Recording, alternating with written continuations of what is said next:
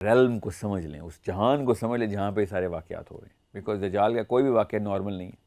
تو اگر ایک دن کو 1 سال تک کھینچنا ہو جو کہ دجال نے کھینچنا ہے، تو وہ اس کرے کو روک لے گا۔ ہمارے لیے خالی ایک دفعہ یہ واقعہ ہونا ہے، کرۂ ارض کو ایک دفعہ کے لیے روکنے کی کوشش کرے گا یہ۔ تو صحابہ نے اس لیے پوچھا تھا کہ یا رسول اللہ پھر نماز کیسے پڑھیں گے؟ کیوں؟ کیونکہ صحابہ کو تو پتہ تھا اس بات کا کہ ایک دن میں 5 نمازیں ہوتی ہیں، اگر 1 سال میں تو 5 نمازیں نہیں ہوتی۔ اب رہی بات سورہ کہف کی۔ سورہ کہف جو ہے نا، پہلے تو اس ڈیمنشن کو، اس ریلم REALM ریلم کو سمجھ لیں، اس جہان کو سمجھ لیں جہاں پہ سارے واقعات ہو رہے ہیں، بیکاز دجال کا کوئی بھی واقعہ نارمل نہیں ہے۔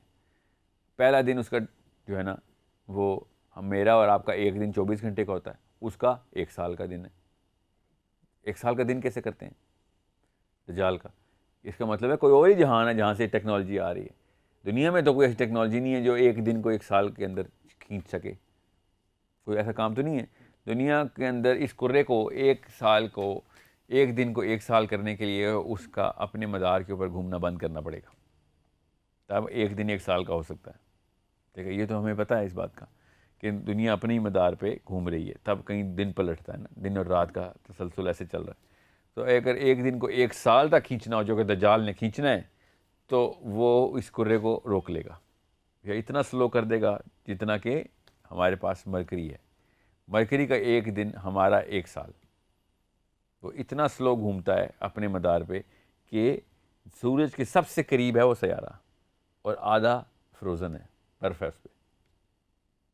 کیوں؟ کیونکہ وہ آدھا حصہ نظر سورج کی طرف آتا ہی نہیں، اور جب آدھا حصہ سورج کی طرف آتا نہیں ہے تو جو دوسرا حصہ سورج کی طرف رہتا ہے وہ پگھلا رہتا ہے ہر وقت۔ تو آدھا وہ مولٹن ہے اور آدھا فروزن ہے، سمجھ رہے ہیں؟ کیونکہ وہ اتنے عرصے سے شروع سے ایسے ہی معاملہ چلتا آ رہا ہے۔ ہمارے لیے خالی ایک دفعہ یہ واقعہ ہونا ہے، کرۂ ارض کو ایک دفعہ کے لیے روکنے کی کوشش کرے گا یہ۔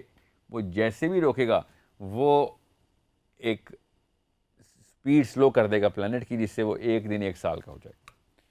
تو صحابہ نے اس لیے پوچھا تھا کہ یا رسول اللہ پھر نماز کیسے پڑھیں گے؟ کیوں؟ کیونکہ صحابہ کو تو پتہ تھا اس بات کا کہ ایک دن میں 5 نمازیں ہوتی ہیں، اگر 1 سال میں تو 5 نمازیں نہیں ہوتی۔